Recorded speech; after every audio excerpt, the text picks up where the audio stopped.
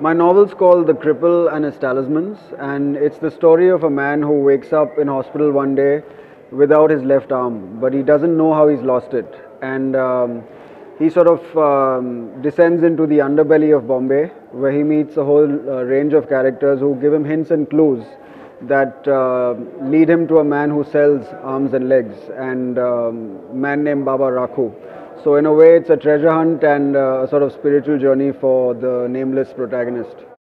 Well, I got the idea for this novel with a single image. I was working on another short story, and I suddenly had an image of amputated limbs sort of hanging from the ceiling in a very dark dungeon. And all these arms and legs were arranged in alphabetical order according to the names of the people they were taken away from.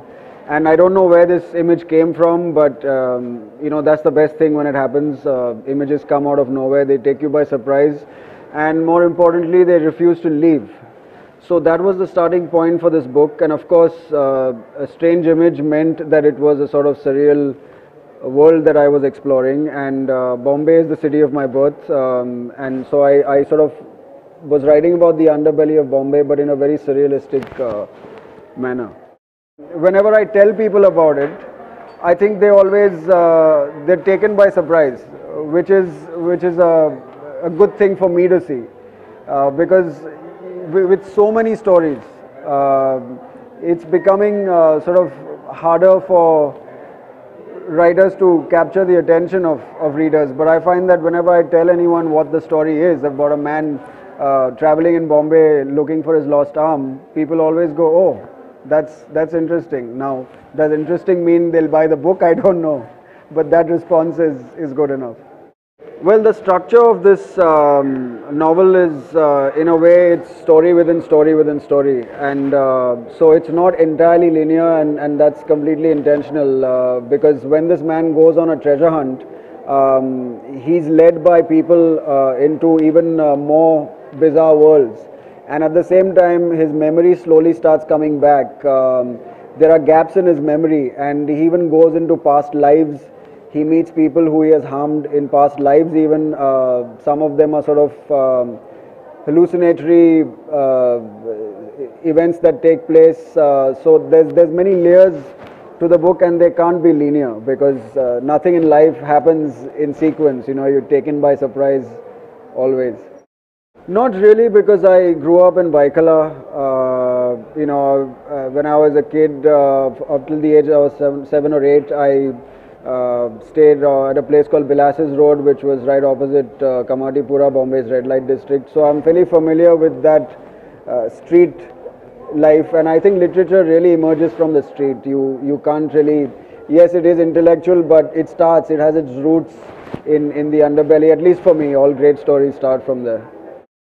Yes, you have to. I mean, literature really, what sets literary fiction apart from everything else is that it is character based, and you're exploring human consciousness in a way. So you get depth in a novel only when your characters have depth, and when they are searching for meaning, and when they are lost and displaced.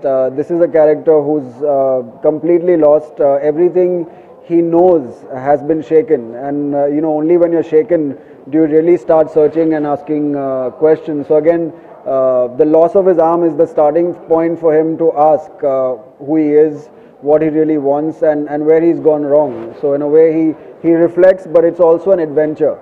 The novel itself is a complete sort of adventure. Every character that he meets, every character that the main character meets in the novel helps him learn something more about himself. And subtext in a novel really you get only when the character goes deeper within himself or herself and starts learning things. So with each chapter, the main character meets beggars, prostitutes, lepers, or he'll meet eunuchs, or even other people, but everyone at a very street level. And these people sort of, it's almost as if they know what's happened to him except him, and that throws him into a loop and drives him crazy. I had an idea of where I wanted to end up. Initially, when I started writing the book, I said, okay, he doesn't have an arm in the beginning. The question is, Does he find an arm? Does he find out what's happened to his arm? Yes. Does he get his arm back? I didn't know. But that was the destination. Now how one gets there, I have no clue. And I don't like knowing either, because writing is really about discovery. And I think if you plan too much, at least if I plan too much, I don't think I can stay with a book for 2 or 3 years or 4 years, because then part of that journey is lost. So I had some idea, but you have a plan and you always throw that away, and you leap into the unknown in a way. Writing is really about making that leap into the unknown. It's scary, but it's fun. Approximately 2 years from the time I got the image to the sort of final draft of the novel was about 2 years.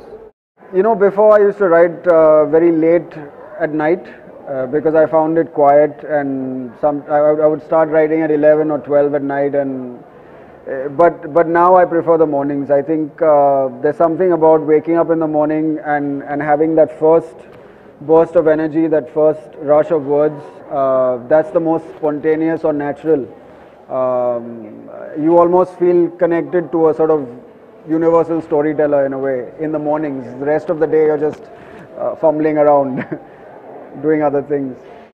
Well, my previous novel Danu Road had been published just a couple of years ago, and I'm always working on something. I just finished writing a screenplay called Diwali, a feature-length film for a director called Irina Selina, who directed a documentary called Flow for Love of Water, and producer Leslie Holleran. So that's finally done. The draft is with them.